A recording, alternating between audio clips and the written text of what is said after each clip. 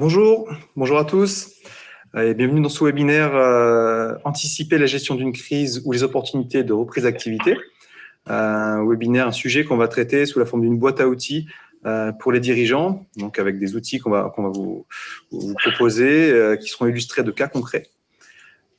Juste en introduction, un petit mot. Donc vous êtes sur un webinaire de l'IRCE. Pourquoi l'IRCE? Qu'est-ce que l'IRCE? Eh bien, l'IRCE, c'est l'Institut régional des chefs d'entreprise. Donc, le temps étant la plus grande richesse d'un dirigeant, l'IRCE a été créé en 1989 à l'initiative de chefs d'entreprise, avec pour l'ambition d'ouvrir une parenthèse stratégique dans le quotidien de ceux qui entreprennent, pour les aider à gagner en agilité et à penser leur entreprise autrement. Parce qu'on est convaincu que dans un environnement complexe et incertain, l'agilité des entrepreneurs conditionne la performance et la pérennité de leur entreprise. Et l'agilité, on en a besoin aussi pour anticiper les périodes de crise, notamment. Et comment on procède pour accompagner les entreprises? Eh bien, on le fait à travers des actions collectives de formation et de mise en réseau, tout au long de la vie de l'entreprise, de la création jusqu'à la transmission d'entreprise, en passant par plusieurs phases de développement et leviers de développement. Et avec qui on le fait? Eh bien, on le fait avec déjà les dirigeants eux-mêmes en intelligence collective, qui vont vraiment se réunir sur une problématique commune. On a des dirigeants qui peuvent venir de tout secteur, mais qui vont avoir cette problématique commune sur laquelle ils vont travailler ensemble. Et on s'appuie sur des experts terrain de haut niveau dans des domaines très variés. Et des experts terrain, on a la chance d'en avoir 4 aujourd'hui avec nous. Donc, je vais faire une courte présentation et puis après, je leur passerai la parole petit à petit. On a d'abord Monsieur Castola qui est avec nous par le son en direct de Corse. Monsieur Castola qui est président honoraire du tribunal de commerce d'Aix-en-Provence. J'en dirai un petit peu plus avant de lui passer la parole dans 2 minutes. On a Maître Vincent Gilibert qui est administrateur judiciaire qui va nous expliquer les différences et les points communs entre les deux procédure ad hoc et procédure de conciliation. On a Christophe Semet, qui est manager de transition, un expert opérationnel qui va nous éclairer, qui va éclairer le sujet par son expérience d'une mission qu'il a effectuée, une mission de retournement auprès d'une PME qui était en forte difficulté. Il va vous en parler d'ici peu. Et on a aussi Alexandra Flagel qui est avec moi. Hop, voilà. Bonjour. Voilà, Alexandra, qui donc est associée fondatrice de New Deal Factory, spécialisée dans l'accompagnement des performances des entreprises et qui va nous apporter un éclairage différent sur le sujet sous un autre angle à travers les opportunités de reprise d'entreprises en difficulté. Alors, Monsieur Castola, merci d'être là avec nous. Donc, Monsieur Castola, vous avez une grande expérience. Vous avez été 18 ans juge, 6 ans à Marseille en tant que président du tribunal de commerce, 5 ans en tant que président du tribunal du commerce d'Aix-en-Provence, jusqu'en fin janvier. Vous avez quitté vos fonctions le fin janvier. Vous êtes aujourd'hui président honoraire du tribunal de commerce d'Aix-en-Provence. Vous êtes également président délégué de la 3e région judiciaire de la Conférence générale des juges du commerce de France. Et vous avez d'autres casquettes dont vous allez nous parler, mais surtout, je crois que vous souhaitez nous parler du rôle du tribunal et de la relation que le tribunal peut avoir avec les dirigeants, qui est loin des a priori qu'on peut avoir du tribunal et les aspects punitifs, entre guillemets, du tribunal. Est-ce que vous pouvez nous en dire 2 mots? Oui, bonjour messieurs, dames. Excusez-moi, mais ma liaison est très mauvaise, donc je n'interviendrai que par le son. J'en suis désolé. Christophe, donc j'ai été 6 ans juge à Marseille et 12 ans sur Aix. Voilà. Donc 5 ans, c'est final. Pas plus. Non, mais je simplement dans le petit. Donc je suis entrepreneur comme tout le monde et je suis entrepreneur comme tout. Et c'est l'occasion en fait de parler de cette justice consulaire, justice d'exception, et qui est un bijou à mon sens, au sens de l'administration de la justice par des entrepreneurs. Nous sommes tous des bénévoles, juges consulaires, et le président du commerce de juridiction, lui aussi, mais ce qui veut dire que cette justice, donc créée par les ordonnances de Michel de l'Hôpital en 1563, est toujours, comment dirais-je, conforme à ses principes, puisqu'à l'époque déjà, il s'agissait de donner aux marchands un outil souple de règlement de leur litige. Au tribunal de commerce, le droit est parfaitement appliqué, puisque nous avons des formations avec l'École nationale de la magistrature. Et de la même façon, l'esprit de l'entreprise perdure, puisque nous sommes des entrepreneurs et comprenons les litiges qui nous sont proposés à juger ou le traitement des entreprises en difficulté. Les missions du tribunal de commerce, donc aujourd'hui, sont de 3 ordres. Le premier, c'est le contrôle donc du registre du commerce, une mission qui prend peu de temps puisque tout est enregistré donc par le greffier. Le greffier et son greffe est un officier ministériel, entreprise de droit privé. Les juges, donc, à côté de cette mission de contrôle du registre, ont une mission donc de traitement du contentieux. Le contentieux, ce sont tous les procès entre entreprises, banques, sociétés diverses, etc. Et la troisième, c'est le traitement de diffusion d'entreprise. La loi impose à tout entrepreneur de déclarer sa cessation de paiement dans un délai de 45 jours, faute de commettre une faute de gestion qui pourrait lui être reprochée, qui pourrait être sanctionnée de façon importante en termes de patrimoine, voire plus. La déclaration de cessation de paiement s'entend dès lors que l'actif exigible est inférieur au passif disponible. C'est la définition du Code de commerce qu'on doit retenir. Mais avant cela, le tribunal de commerce a aussi la possibilité, son président en particulier, de traiter de la prévention des difficultés d'entreprise. Cette prévention donc peut se faire soit quand elle est lancée par le tribunal à travers la convocation d'entreprises, d'entrepreneurs dans les entreprises sortent un peu des clous en termes de critères classiques, soit à la demande de l'entrepreneur lui-même, et c'est là où c'est important, à la demande de l'entrepreneur lui-même qui anticipe des difficultés à venir. À ce moment-là, l'entrepreneur donc peut, sur simple requête, demander au président du tribunal d'accepter, de lui ordonner un mandat de prévention de type mandat ad hoc ou mandat de conciliation.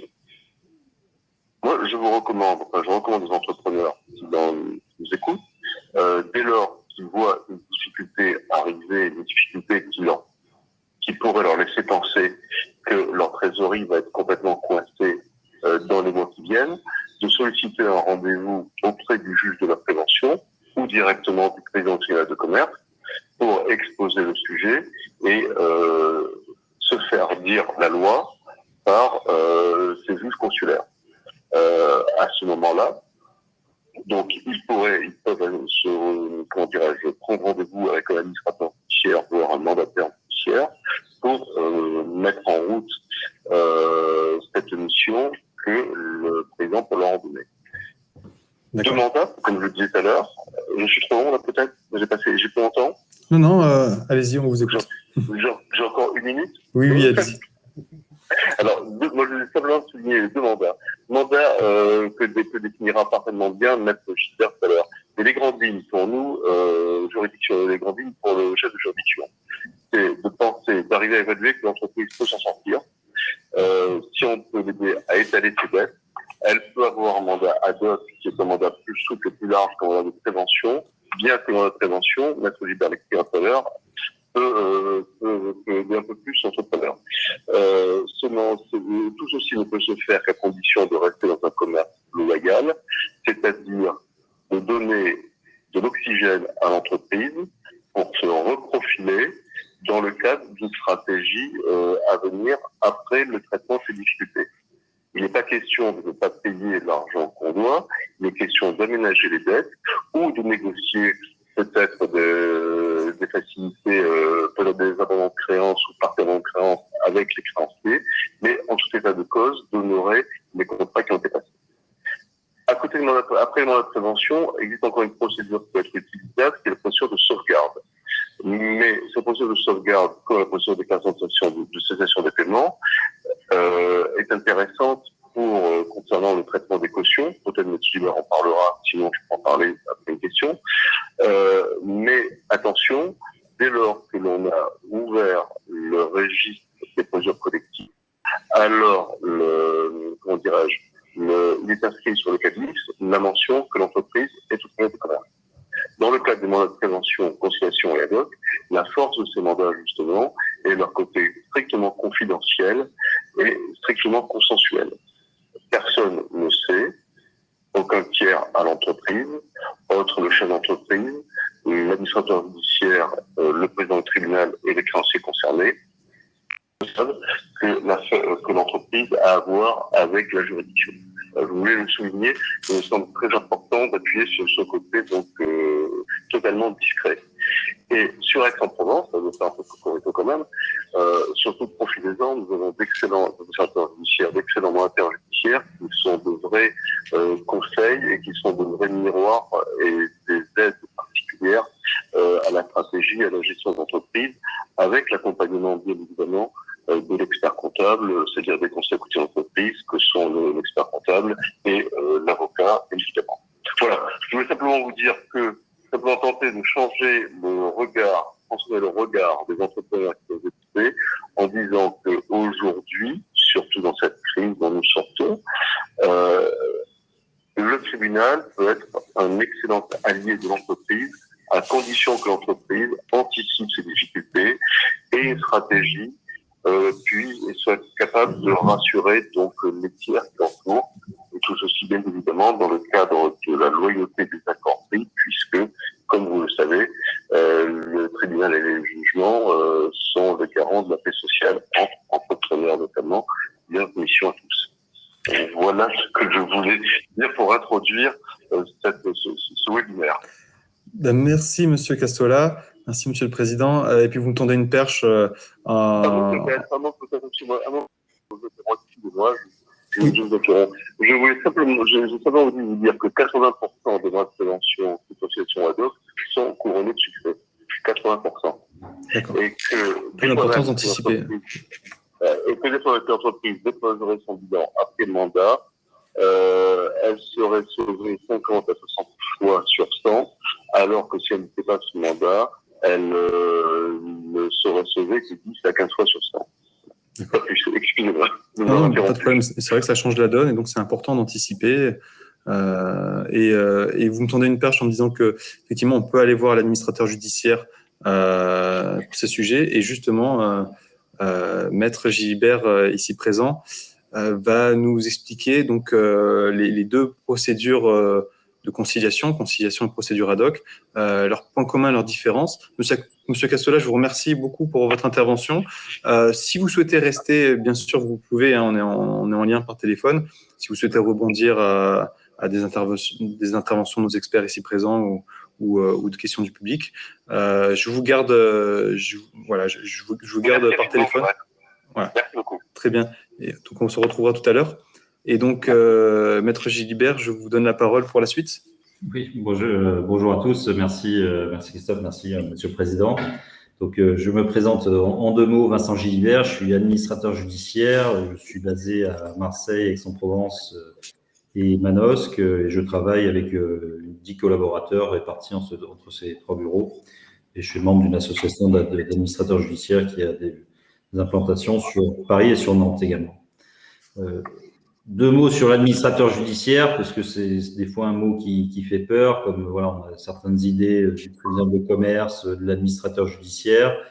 Je précise, c'est un professionnel libéral, donc je suis chef d'entreprise, enfin de ma PME comme vous, comme beaucoup d'entre vous, rémunéré par les entreprises auprès desquelles on intervient et désigné systématiquement par les tribunaux, que ce soit par le président du tribunal ou par le tribunal lui-même quand il s'agit des procédures collectives de sauvegarde ou de redressement judiciaire qui constituent une partie de l'activité. Pour en revenir aux procédures de prévention, donc il y en a 2, le mandat ad hoc et la conciliation qui sont très similaires, que je vais vous décrire rapidement en mettant un peu en avant les différences qui peuvent exister entre les deux et ensuite de vous donner un peu un cas concret d'une procédure de mandat ad hoc et de conciliation que j'ai géré, évidemment conservant la confidentialité, puisque c'est un point très important sur lequel je me permets de réinsister suite à la présentation de M. Castola.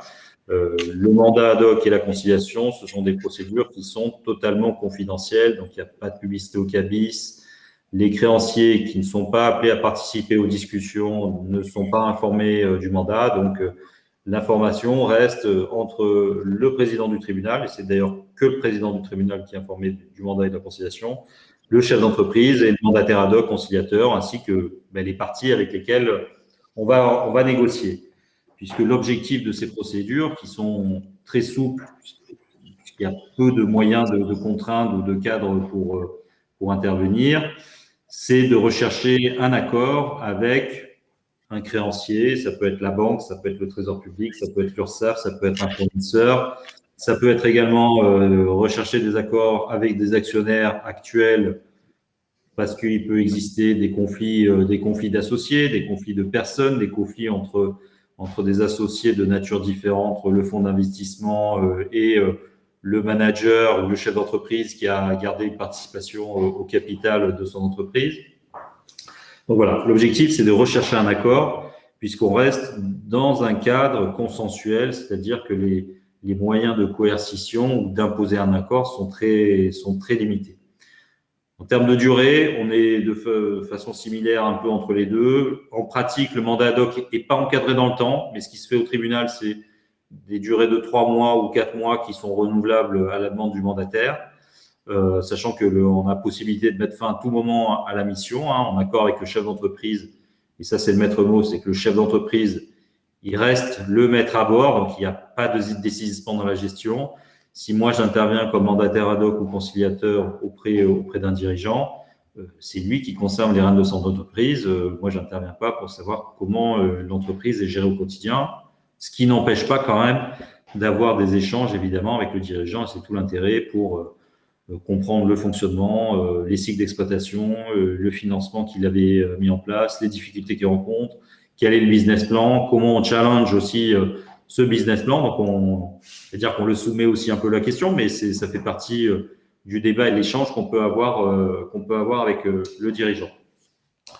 Je reviens juste sur le fait de ne pas obtenir d'accord, puisque si les créanciers ne sont finalement pas d'accord pour discuter, on tombe sur une banque qui est le mauvais coucheur de service, qui ne veut pas maintenir le découvert alors que l'entreprise a besoin de 24 mois parce que, par exemple, en 2020, elle a eu un exercice un peu compliqué et elle a besoin de se refaire en trésorerie, reconstituer son BFR et ses marges après dans l'exploitation. Donc, on peut imposer, c'est une décision du président du tribunal, le maintien des délais de paiement qui vont jusqu'à 24 mois, sachant que ça peut être soit du linéaire, un 24e par mois, soit du progressif, soit de l'in fine complètement, en fonction des circonstances, de la demande, sachant que cette demande, elle est faite de façon contradictoire avec le créancier, et la demande étant initiée par l'entreprise elle-même, et le conciliateur mandataire ad hoc ne fait que donner son avis.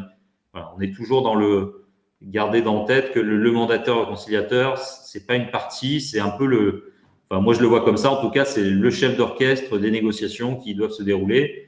Alors c'est sûr que quand on discute entre deux personnes, l'entreprise, l'URSSAF, pour des délais de paiement qu'elle n'a pas réussi à obtenir, c'est relativement facile.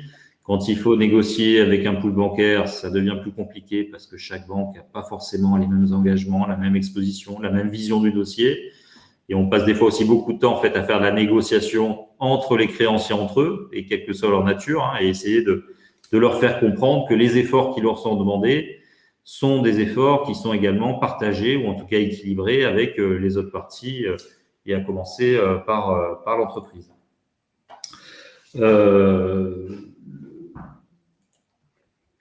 Je reviens à nouveau sur la confidentialité, j'ai oublié de le préciser. Sur le mandat ad hoc, la procédure est totalement confidentielle du début à la fin. Donc, même que ce soit en cas d'échec ou en cas de succès, il n'y a pas de connaissance publique, en tout cas, de l'existence de la procédure. En conciliation, simplement, si on arrive à un accord de conciliation et que cet accord est homologué par le tribunal, c'est-à-dire que le tribunal valide cet accord, ce qui lui donne un certain nombre de pouvoirs sur le fait de pouvoir forcer l'exécution de l'accord, sur le fait de purger l'état de cessation des paiements. Il y a une publicité qui est attachée au jugement d'homologation. Donc là, les tiers peuvent en avoir connaissance uniquement du jugement d'homologation et pas de l'accord lui-même, c'est-à-dire des accords ou des efforts qui sont acceptés par toutes les parties à l'accord. Cela reste totalement confidentiel. S'agissant de la conduite des procédures, donc je l'indiquais, l'entreprise reste dirigée totalement par les chefs d'entreprise qui reste le maître à bord, qui reste aussi un peu le maître de la procédure, c'est-à-dire qu'on peut décider de mettre fin à tout moment en allant voir le président du tribunal de mettre fin à la mission si on estime que les accords qu'on a obtenus sont suffisants, ou finalement la situation s'est améliorée d'elle-même et on a un retour à meilleure fortune. Il n'y a pas d'effet sur l'emploi. Les représentants du personnel n'ont pas à être informés des procédures en cours. Et s'agissant, c'est un point aussi important, le coût de la procédure. Alors, il est décidé sur ces procédures de prévention, donc comme on est dans un cadre amiable, consensuel, c'est une convention d'honoraires qui est négociée entre le mandataire ad hoc conciliateur que le chef d'entreprise, dont le chef d'entreprise souhaite la désignation par le président du tribunal. Donc, il y a une convention d'honoraires qui est arrêtée, qui est visée par le président du tribunal. Et à la fin de la mission, les honoraires sont arrêtés par le président du tribunal, sachant que dans tous les cas, il y a un plafond qui est prévu. D'un point de vue pratique, évidemment, tant sur les missions qu'on conduit que sur les honoraires qui sont prévus, on s'adapte, un, à la situation de l'entreprise, deux, à sa taille aussi. Les honoraires d'un commerçant qui a une petite boutique dans le centre d'Aix avec 2 salariés, qui doit négocier des délais de paiement avec son bailleur, ne sont évidemment pas les mêmes que quand on est sur une ETI un peu plus importante avec un montage LBO, des fonds d'investissement. Voilà. La mission n'est pas la même, mais on intervient, les administrateurs judiciaires interviennent sur toutes les entreprises en difficulté, quelle soit leur taille, quelle que soit leur activité. Je vais vous donner très rapidement un exemple. Je ne sais pas si je suis toujours bon sur le timing, hein, Christophe, n'hésitez pas à me faire signe s'il me reste combien de temps. 2 minutes? Ok. Ok, ça va.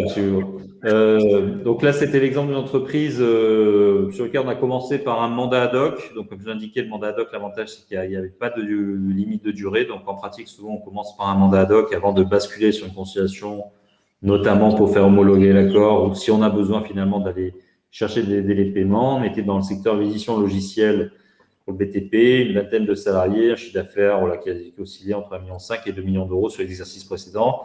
C'est une société qui avait fait l'objet d'un montage LBO il y a quelques années, donc avec le chef d'entreprise, donc qui n'était pas le fondateur de l'entreprise, donc qui avait racheté cette entreprise en prenant une participation, il était majoritaire, un fonds d'investissement à son côté, et voilà pour le capital, le fonds d'investissement étant à la fois actionnaire et obligataire, puisqu'il y avait une émission obligataire d'1,6 million qui avait été réalisée.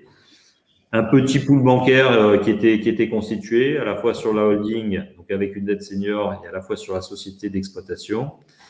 Et l'entreprise avait rencontré des difficultés, outre des difficultés d'exploitation avec des ouvertures d'agences qui n'avaient pas obtenu le succès escompté et qu'il avait fallu fermer.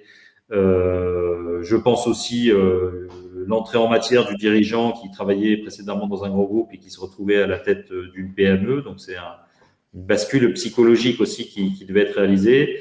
Et enfin, il y avait un changement complet de son business model où avant, il vendait des licences, enfin en projet. Donc, c'était des ventes one-shot avec du développement pour basculer, ce qui se fait de plus en plus, sur un mode SaaS, donc Software as Services, où en fait, les clients paye un abonnement pour avoir accès au logiciel qui est mis à jour en temps réel. Donc, il y a cette bascule du modèle économique qui a dû être réalisée et évidemment qui a pesé en termes de trésorerie sur l'entreprise. Donc, ma mission, pour moi, je suis intervenu. Donc, il a fallu déjà gérer le conflit d'associés qui n'était pas prévu au départ, mais le conflit entre le fonds et le manager, donc, puisque le manager avait perdu un peu la confiance du fonds d'investissement. Donc, la première étape, ça a été peut-être pas de restaurer la confiance, mais en tout cas un dialogue entre les deux et d'avoir une position qui soit commune entre les actionnaires pour aller discuter en réunion avec les banques. Ça, c'est le préalable. Hein, c'est la leçon aussi, c'est de ne pas se lancer dans des négociations avec des pools bancaires ou avec tout un tas de créanciers si on n'a pas préparé en amont la négociation, quels sont les objectifs, est-ce que ces objectifs sont partagés, sont validés par le management, les actionnaires, est-ce qu'il y a des efforts qui sont déjà prêts à être effectués par les actionnaires également, par les principaux managers, les mesures de restructuration envisagées par l'entreprise. Tout ça, on en discute avec les conseils habituelle ou spécifique de l'entreprise dont elle a souhaité se faire assister. Donc, on était arrivé à un échelonnement des dettes sociales et fiscales qui ont été mis en contribution. On avait obtenu des délais de paiement qui allaient sur 30 mois. Des étalements également qui ont été obtenus sur la société holding, la société d'exploitation avec des franchises de remboursement. Un prêt de New Money, un nouvel effort financier accordé par les prêteurs à hauteur de 250 000 euros, sachant que les associés, notamment les managers, en fait, c'est pas le fonds qui avait remis, c'est les managers, qui avaient rapporté 70 000 euros en compte courant dans la structure. Donc voilà. Ça paraît simple comme ça, une fois qu'on présente le résultat. C'est un mandat en pratique qui a duré presque 1 an, parce que voilà, ça nécessite beaucoup d'échanges avec le chef d'entreprise, le chef d'entreprise moi-même, son actionnaire à côté, les échanges avec les banques qui sont prêts à faire des efforts, mais qui sont prêts à faire des efforts sous condition que tout le monde fasse des efforts, les créanciers publics, les managers, est-ce que les actionnaires remettent au pot ou pas? Voilà, donc il y a beaucoup d'allers-retours qui doivent être faits, de l'information que je communique en transparence avec les différentes parties, puisque l'intérêt de la confidentialité aussi des échanges, c'est que tout ce qui se dit dans la conciliation et le mandat ad hoc reste confidentiel, ne peut pas être utilisé dans le cadre de procédures ultérieures. Voilà, vous m'aviez fait une proposition, finalement vous êtes revenu dessus. Donc ça peut pas être utilisé derrière, ce qui sécurise et permet justement d'ouvrir le dialogue et à tout le monde d'exposer aussi un peu ses attentes, les difficultés qu'il rencontre, y compris les prêteurs. Donc c'était un dossier qui s'est terminé par une homologation de l'accord par le tribunal de commerce. C'est une société maintenant qui vit sa vie à peu près sereinement au Covid près, puisque ça avait été homologué en décembre 2019. Voilà sur la présentation des procédures de mandat et de conciliation. Et je crois que je laisse la parole à l'autre Christophe. Oui, merci Maître Gilbert. Effectivement, je vous propose, donc là déjà, merci parce qu'on voit bien le rôle, la mission d'accompagnement vraiment de proximité de l'administrateur judiciaire. Et je vous propose d'aller encore plus à l'intérieur de l'entreprise, puisque Christophe, toi en tant que manager de transition, tu t'assois à côté de l'entrepreneur, tu es dans l'entreprise. Et tu vas nous expliquer ce que par ton expérience, la mission que tu as réalisée auprès de cette PME en forte difficulté. Voilà, je passe la parole et je vais afficher le slide. Ok, tout à fait. Merci Christophe. Je vais me présenter en 30 secondes. Donc, moi, je suis effectivement manager de transition depuis 2 ans et j'accompagne les entreprises qui sont en situation de crise ou qui sont confrontées à des problématiques de restructuration. J'ai une casquette finance puisque j'ai fait plus de 20 ans de direction financière en tant que directeur financier dans des grands groupes, ETI, PME, dans l'industrie principalement. Et puis, dans mon dernier poste, on va en parler puisque c'est le cas pratique que je vais vous présenter. J'ai participé fortement au retournement d'une PME et ça m'a donné aux côtés des acteurs du restructuring, les administrateurs judiciaires, les avocats spécialisés, et ça m'a donné envie de mettre à disposition ces compétences au service des entreprises de la région. Voilà, donc je vais vous présenter une étude de cas de gestion d'une crise financière assez lourde, vous allez voir, vécue cette fois du côté de l'entreprise, à l'intérieur de l'entreprise. Je suis intervenu comme directeur financier, mandaté par l'actionnaire de cette PME pour redresser la situation financière qui, on va le voir, était assez dégradée. Donc, c'est une mission à peu près de 18 mois sur les années 2019-2020. Quelques mots, donc en haut, là, vous voyez le premier pavé sur cette PME. On est dans le secteur de l'industrie électronique. C'est une entreprise qui a une vingtaine d'ancienneté, qui n'est pas toute jeune, qui développe des logiciels software et qui fabrique et vend des modules de sécurité pour la télévision numérique, donc pour les opérateurs de télévision payante. Elle réalise un chiffre d'affaires de 15 à 20 millions d'euros en fonction des années. C'est une PME internationale, 97% de son chiffre à l'export. Une centaine de collaborateurs avant la restructuration profonde dont on va parler. Et un point qui n'est pas mentionné dans cette slide, mais qui est une caractéristique majeure de cette entreprise, c'est la structure de son capital, puisqu'elle est détenue à 95% par des capitaux russes et 5% par des anciens collaborateurs, dirigeants et cadres de l'entreprise. Donc, le contexte de cette mission est assez fort. C'est la crise de cash. Je vais passer un petit peu les problématiques business, même si c'est un secteur d'activité qui est un petit peu en perte de vitesse à l'époque, en 2019, avec l'arrivée de nouveaux entrants comme Netflix et Amazon, qui bousculent un petit peu les problématiques des acteurs historiques. Tous les indicateurs de l'entreprise sont dans le rouge, tous. Le résultat, 6 années consécutives de résultats négatifs. Le dernier résultat 2018 est à moins 5 millions pour une entreprise qui en fait 15 de chiffre d'affaires. Le bilan est dans le rouge puisqu'on passe en capitaux propres négatifs, donc on va y revenir, donc c'est une situation anormale. On a 24 mois pour décider ou non de la continuité des opérations. Et puis surtout, on brûle du cash, 300 000 euros par jour, ce qui fait à peu près 3 à 3,5 millions par an. Pour une entreprise de 15 millions, il devient urgent de réagir. Et comme l'ont dit président Castola et maître Vincent Gilibert, il faut anticiper. On va revenir donc sur ces différents points. Le pronostic vital est engagé. Donc, quand je parle de dépendance d'actionnaires majoritaires, effectivement, on a un enjeu de restauration de confiance qui est très fort, puisqu'on ne peut pas aller taper à la porte des financeurs standards ou classiques, compte tenu de la russification des capitaux propres. Et il existe des règles, des procédures de contrôle des bénéficiaires ultimes. Je ne vais pas rentrer dans le détail de ces procédures, mais qui font que quand vous êtes détenu par des capitaux russes et qu'on contrôle au-dessus qui financent les actionnaires, etc., les banques françaises, européennes ne prennent pas le risque d'aller dans le financement de ces sociétés. Les enjeux de la mission, 4 principaux enjeux. Il faut attention intervenir comme un médecin urgentiste. Il faut stopper une hémorragie avant que ça devienne, avant que le pronostic vital devienne vraiment engagé. Donc, je vous ai parlé de cette situation nette. Elle est négative, donc c'est une situation anormale. Il faut convaincre l'actionnaire qui a 12 à 18 mois pour recapitaliser la société de le faire et de ne pas liquider. Et c'est un prérequis pour retravailler normalement avec nos partenaires, clients et fournisseurs. Donc, vraiment un enjeu de restauration de confiance avec le principal financeur qui est l'actionnaire majoritaire.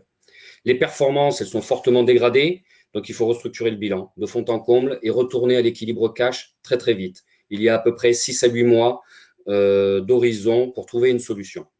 On va faire cela avec le PDG en travaillant fortement sur des réductions de coûts. On va, comme on va le voir dans la slide suivante, travailler sur également la réduction des charges d'exploitation et de la masse salariale. Mais surtout, il faut travailler. Alors attends, je n'ai pas fini, mais ce n'est pas grave. On va surtout travailler pour convaincre l'actionnaire avec la politique des petits pas, pour convaincre l'actionnaire qui a besoin d'avoir des réalisations probantes pour continuer à investir. La procédure de conciliation, c'est un enjeu qui est vital pour cette entreprise. Il faut absolument la réussir. Et j'expliquerai un peu comment, avec le président de cette société, on est intervenu pour aller chercher la protection du tribunal et obtenir le traitement approprié, donc qui était une procédure de conciliation. Donc, je vais vous donner un peu un cas pratique de ce qui a déjà été évoqué par président Charles-Alain Castola et maître Vincent Gilibert. Voilà. Donc là, je propose qu'on passe à la slide suivante, Christophe, pour parler des réalisations. Donc, à gauche, je vous rappelle les 4 axes de restructuring qui étaient majeurs pour réussir cette phase de retournement. Au centre, on va parler donc de ces réalisations probantes qui ont été menées. Donc, la confiance de l'actionnaire a été rétablie, l'actionnaire s'est réengagé et a effectivement injecté du new money pour recapitaliser la société. Recapitaliser la société, c'est déjà revenir à l'équilibre et dans une situation purement normale pour continuer à exploiter. Et en plus, ils ont financé, sous forme d'injection en capital, un plan de retournement qui était composé principalement d'un plan social. Ensuite, on a le retour à l'équilibre cash. Donc, comme je vous l'ai dit, il y avait 300 000 euros de cash burn, donc de trésorerie brûlée tous les mois.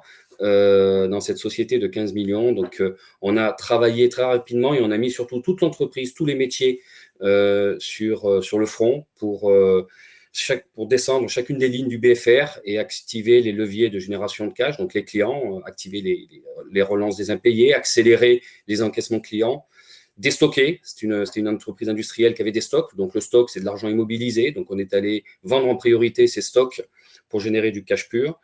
Et puis, sur la partie fournisseur, on a essayé de trouver des compromis pour temporiser les paiements fournisseurs en accord avec les principaux fournisseurs. Donc, c'est un arbitrage qui était délicat, avec un ratio risque-opportunité, parce qu'il ne fallait surtout pas perdre des fournisseurs stratégiques pour continuer et surtout réaliser le business plan qui permettait de sécuriser la sortie de crise.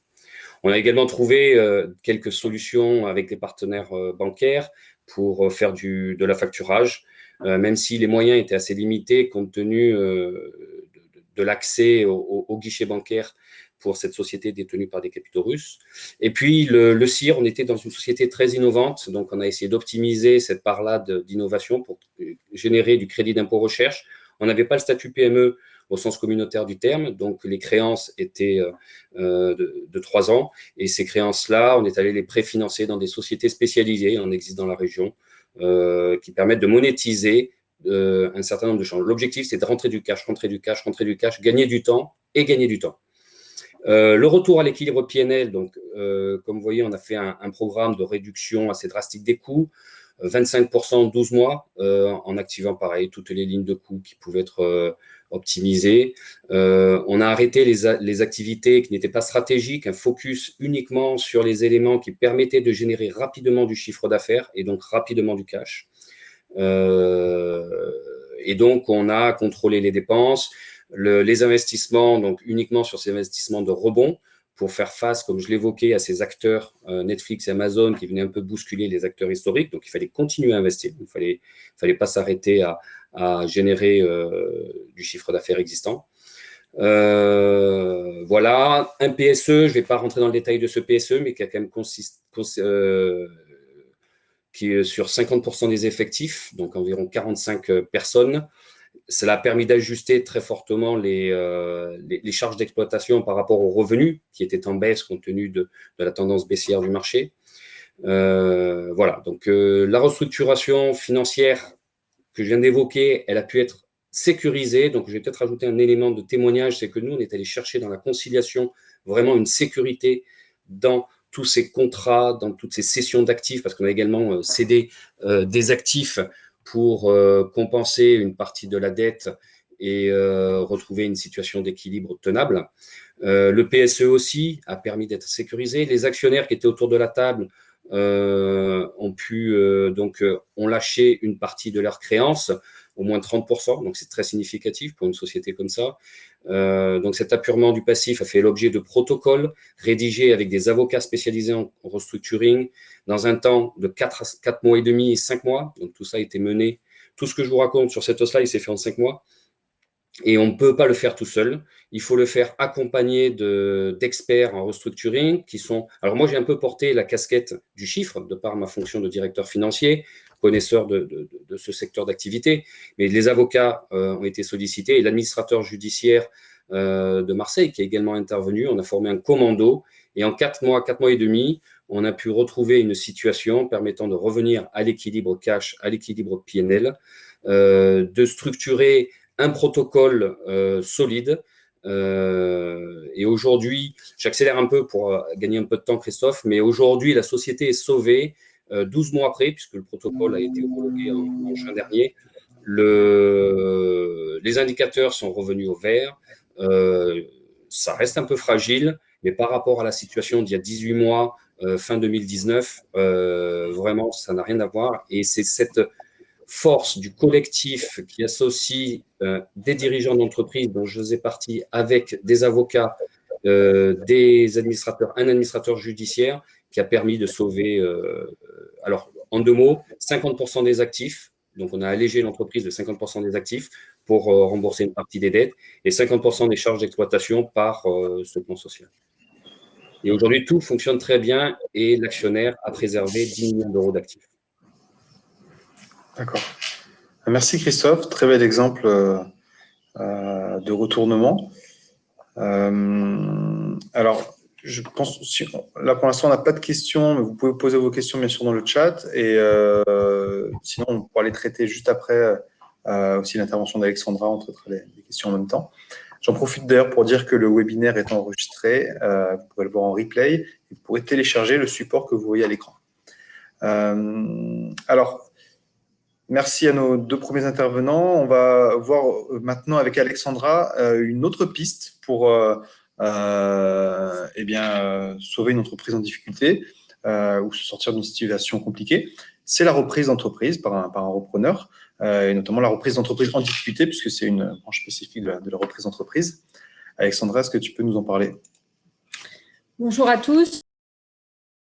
Alors, je vais vous parler effectivement du cas de reprise d'entreprise en difficulté qui peut intéresser aujourd'hui beaucoup d'entrepreneurs qui sont à la recherche d'un projet de reprise.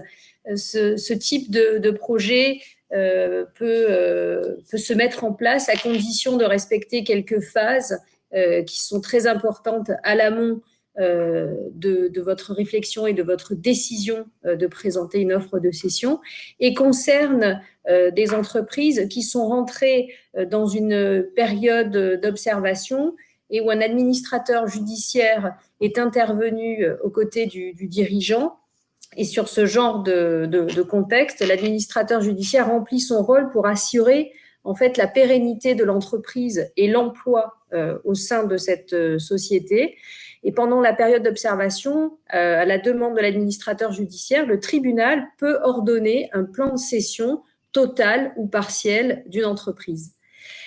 Je vais vous expliquer pourquoi aujourd'hui je vous présente un petit peu ce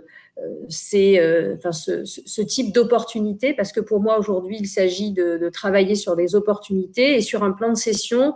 J'ai toujours identifié lors de ma carrière en tant que DAF dans des PME de la région et des ETI des bonis sur des offres de cession et aujourd'hui plus que jamais il est important de mettre en place une veille pour les entreprises qui ont besoin d'accroître leur part de marché et qui surveillent un petit peu leurs concurrents et des cibles qu'ils avaient identifiées ou qu'ils continuent d'identifier en fonction de leur état de santé, de se préparer techniquement, humainement et financièrement à pouvoir reprendre ce type d'entreprise.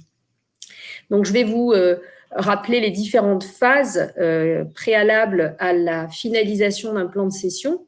Vous avez tout d'abord une phase d'audit, d'acquisition, qui est un peu particulière puisque le périmètre de reprise et tous les éléments qui sont mis à disposition par l'administrateur judiciaire vont permettre de définir en fait un périmètre où on va choisir un petit peu les actifs qu'on va reprendre, les contrats qu'on va poursuivre au niveau commercial, mais aussi au niveau des contrats qui permettent l'exploitation au quotidien de la société.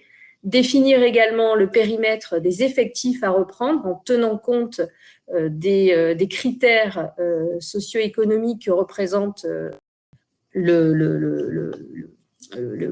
salariés qui sont présents au moment de la rédaction de l'offre de cession.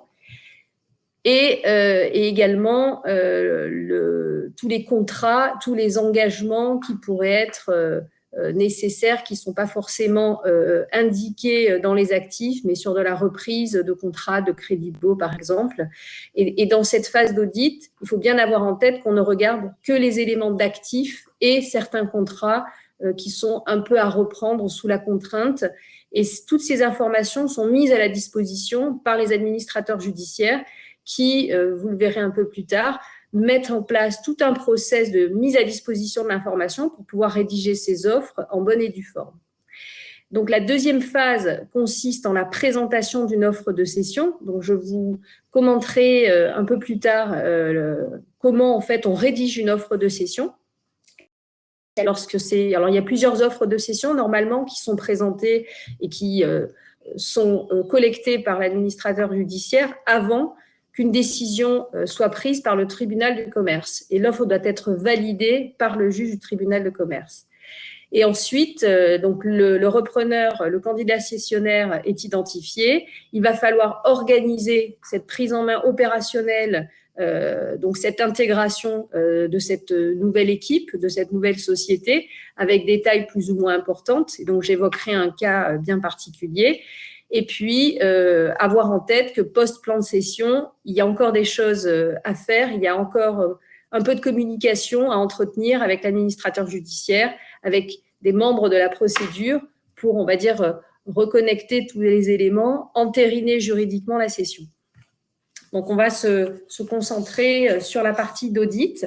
Donc, la partie d'audit, et c'est là, moi, aujourd'hui, que je peux vous présenter un petit peu cette partie d'audit financier. J'ai, pour ma part, travaillé la moitié de ma carrière donc en tant que DAF dans des structures très opérationnelles, où j'ai toujours mis à profit mes connaissances dans le restructuring pour mettre en place, réaliser, accompagner, parfois avec succès, et puis parfois on n'a pas été retenu, des offres de cession. Et puis, aux côtés de dirigeants en tant que consultante, pour pouvoir rédiger des offres de cession avec une équipe structurée, avec le repreneur, son conseil juridique, avec mes équipes, aux côtés de l'équipe de l'administrateur judiciaire pour pouvoir rédiger une offre la mieux disante possible. Donc, l'objectif de cette première phase, c'est d'identifier les actifs à reprendre, à les valoriser, construire également très rapidement un business plan, donc des prévisions d'exploitation et de trésorerie pour estimer le besoin de financement et identifier les éventuelles synergies avec sa propre société et structurer une équipe pour rédiger cette offre. Donc, un conseil juridique, un conseil financier et un interlocuteur clé dans votre entreprise qui va mettre en place ensuite l'intégration dans la confidentialité et parfois, si on le peut, lors des audits, commencer à travailler avec des instances représentatives du personnel avec le plein accord de l'administrateur judiciaire.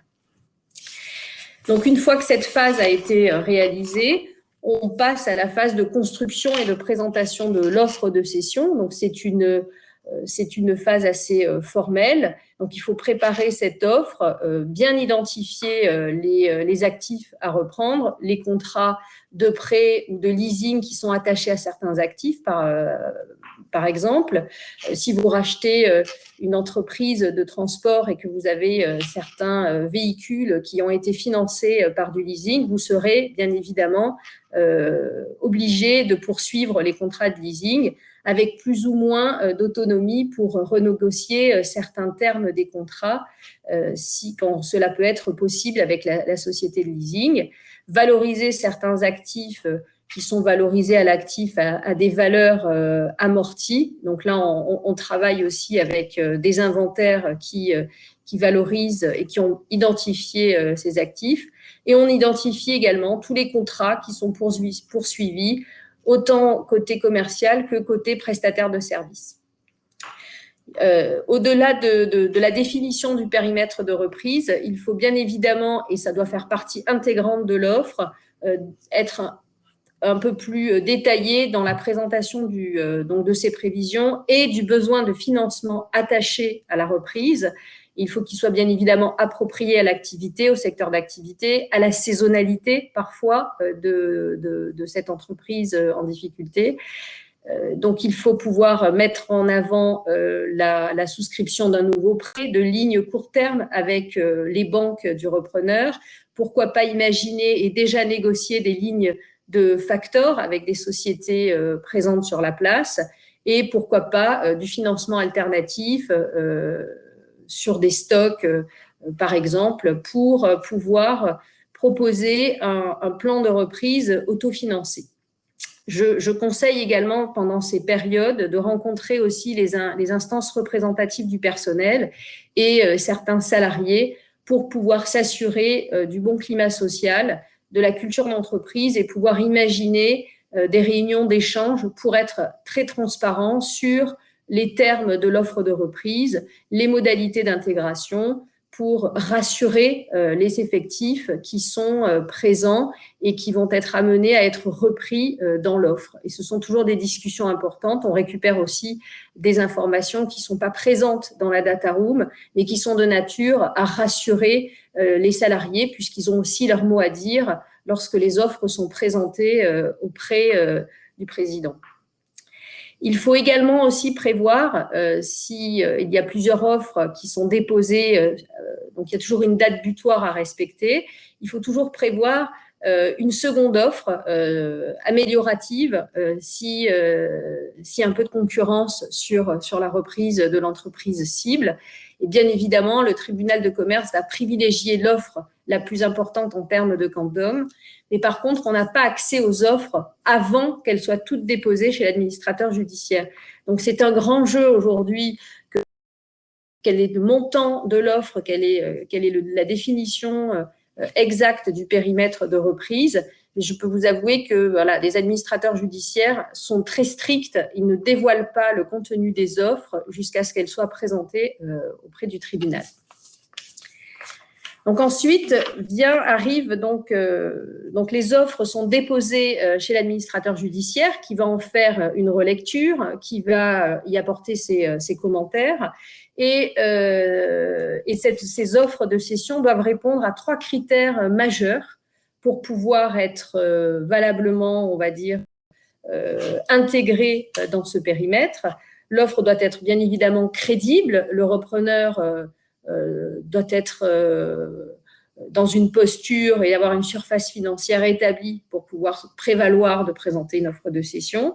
Il doit assurer la sauvegarde de l'emploi, puisque c'est quand même un des rôles de l'administrateur judiciaire que de veiller à la pérennité de la poursuite de l'activité et de la sauvegarde de l'emploi, et doit également permettre le défraiement des créanciers. Si vous préparez une offre de cession et qu'il n'y a aucun prix lié à la reprise des actifs, à la reprise quelque part du fonds de commerce, votre offre a peu de chances d'être crédible aux yeux du tribunal, puisqu'elle ne pourra pas permettre de rembourser les créanciers qui ont déclaré leur passif. Ce passif a été contrôlé, déclaré. Donc, lorsqu'on arrive sur un tel dossier, on connaît peu ou prou le montant du passif, avec une segmentation des créanciers super privilégiés, etc.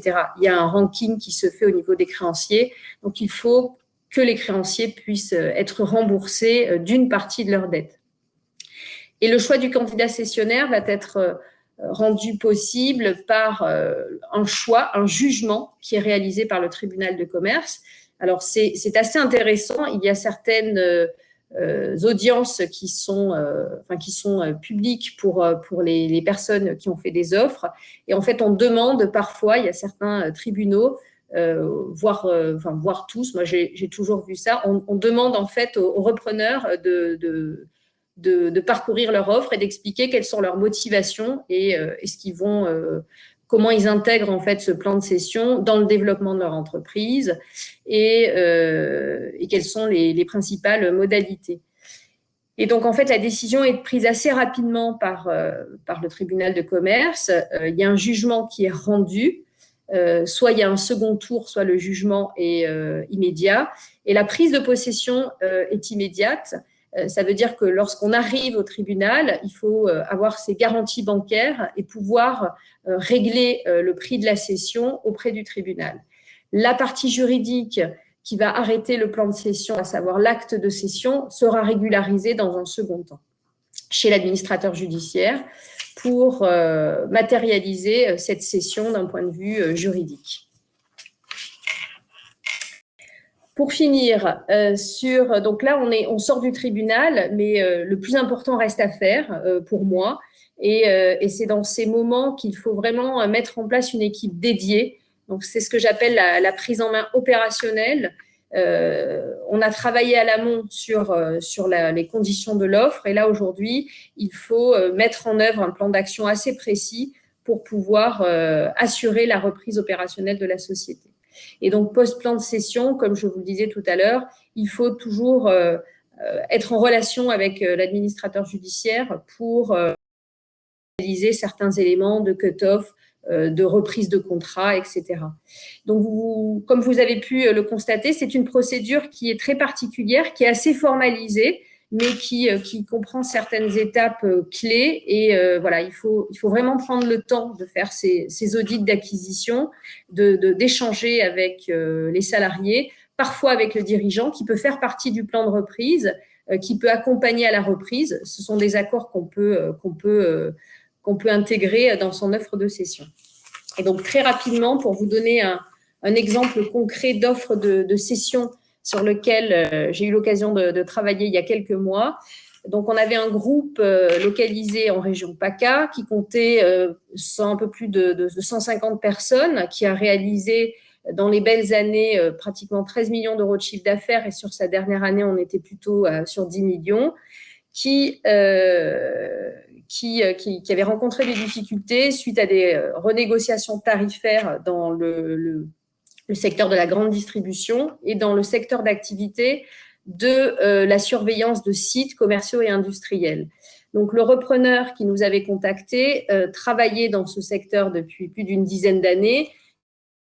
De la cible était vraiment dans son cœur business. Donc, c'était assez facile pour lui d'identifier un plan de reprise assorti de mesures opérationnelles très précises. Et donc, on a dû réaliser un audit sur les éléments transmis par l'administrateur judiciaire. On a consulté son bilan économique et social, les informations comptables. On a pu échanger avec l'expert comptable de la société. Et on a travaillé sur une offre dans laquelle on a présenté succinctement le repreneur, qui était un groupe de dimension nationale, quelques éléments clés des derniers états financiers, quelle était sa stratégie de développement aujourd'hui, en l'occurrence, poursuivre son développement commercial sur la région PACA, où il n'était pas présent sur ces départements occupés par cette société, et présenter un projet d'entreprise avec une offre globale, un candidat repreneur unique, qui serait repris par une société en cas de succès d'acceptation de l'offre. Donc, on peut mettre en place des clauses de substitution dans une offre de cession, et une stratégie de développement clairement définie sur la poursuite ou non de certains contrats rentables ou non rentables, avec des actifs repris corporels et incorporel. Alors, c'est important, l'incorporel, il faut le valoriser. C'est une marque, ça peut être un site internet, c'est des accès sociaux, par exemple. C'est des contrats commerciaux qui sont repris à certaines conditions. Et là, c'est important de revoir les conditions commerciales, l'identification de clauses d'intitut personné, par exemple. Et le volet important également sur ce dossier, c'est le volet social, puisqu'en fait, la valeur ajoutée et le vrai business résidaient en la formation et en la gestion des équipes. Donc là, sur ce dossier, l'intégralité des personnes attachées aux contrats commerciaux repris, c'est-à-dire en l'occurrence pratiquement 90% des contrats, avaient été repris, ainsi que tous les droits afférents à ces salariés, à savoir la valorisation de leurs congés payés, les indemnités retraite, tous les avantages en nature qui avaient été mis en place par l'entreprise précédente.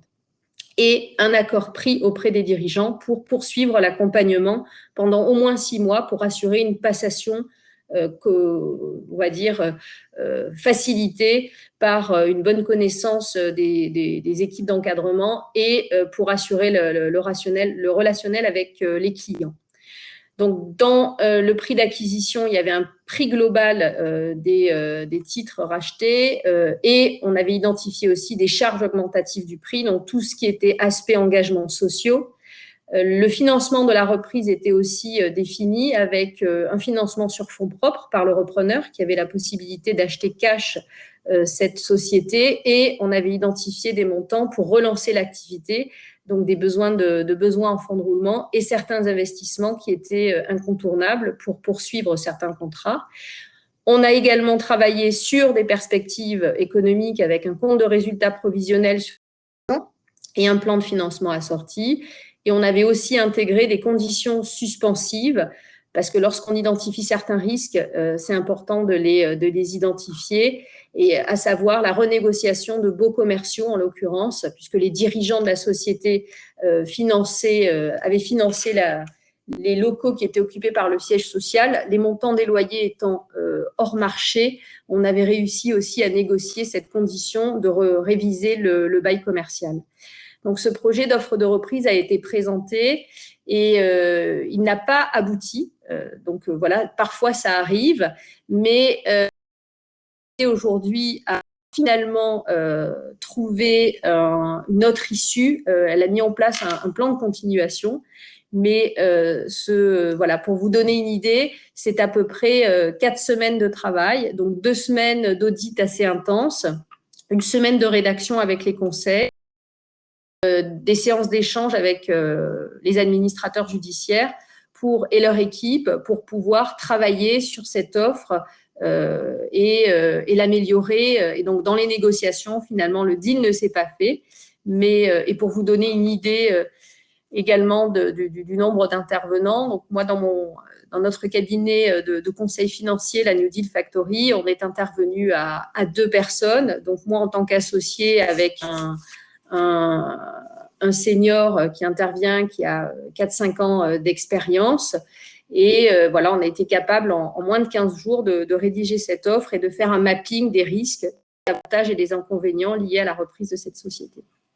Voilà, donc ce sont des projets toujours un petit peu stressants au niveau des délais, mais c'est un bon moyen pour les acteurs qui sont en bonne santé financière de pouvoir acquérir rapidement des parts de marché dans des conditions un petit peu moins faciles et liées aussi à des décisions qui ne maîtrisent pas toujours dans le cadre de négociations.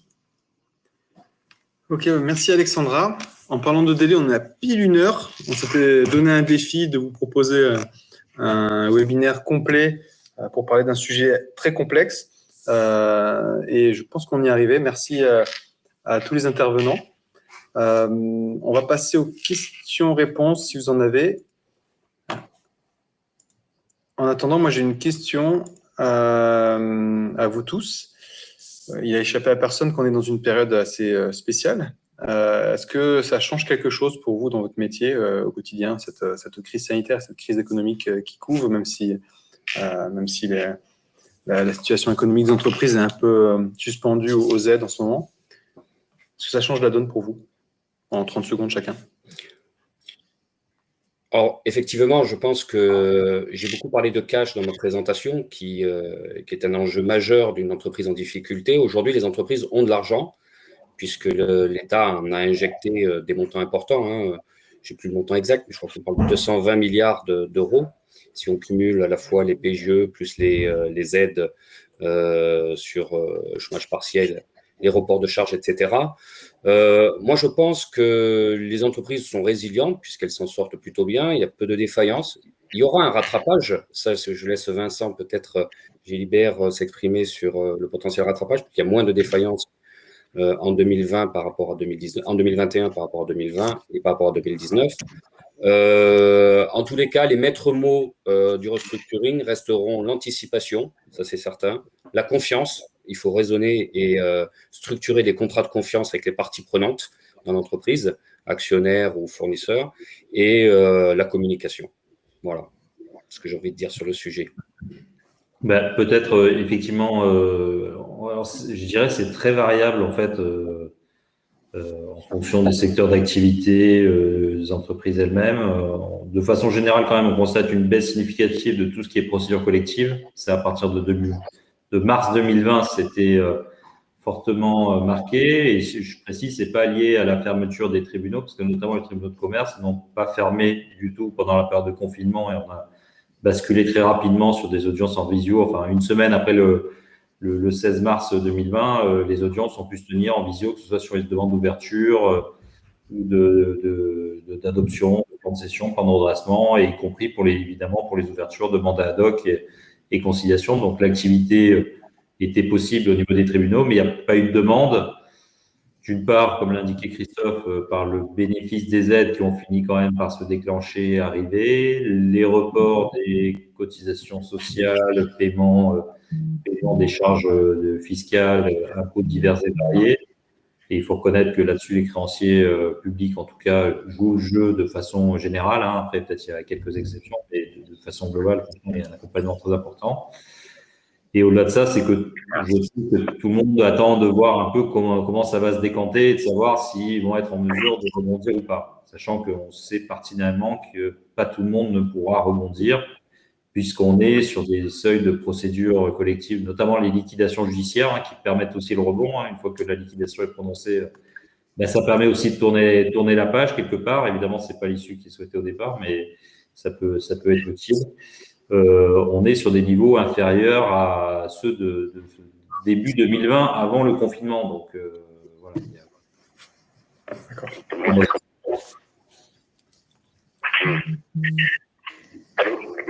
Oui, Monsieur Cassola, on vous entend. J'ai pas entendu grand-chose, excusez-moi.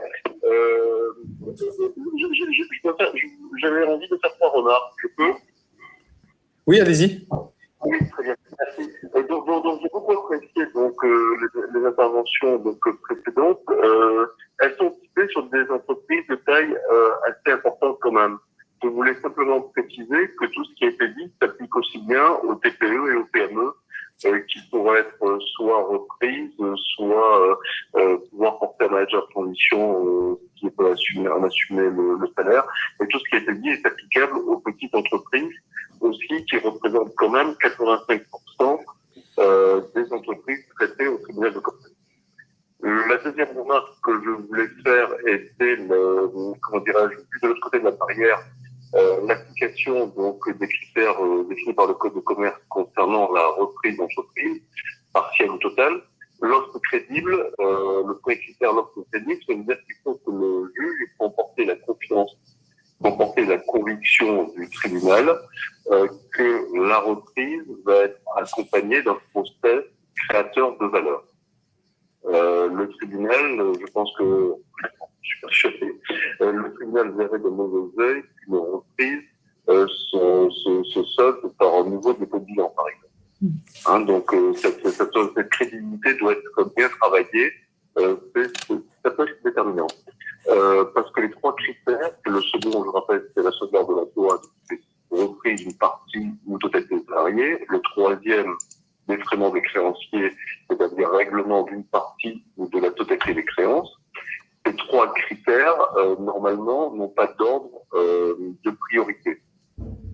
Et c'est les 3, bien qu'aujourd'hui, la culture globale des juridictions fasse passer d'abord le critère de sauvegarde de l'emploi, survenu par le procureur de la République qui assiste à l'audience en chambre du conseil traitant de la session, rappelons-le.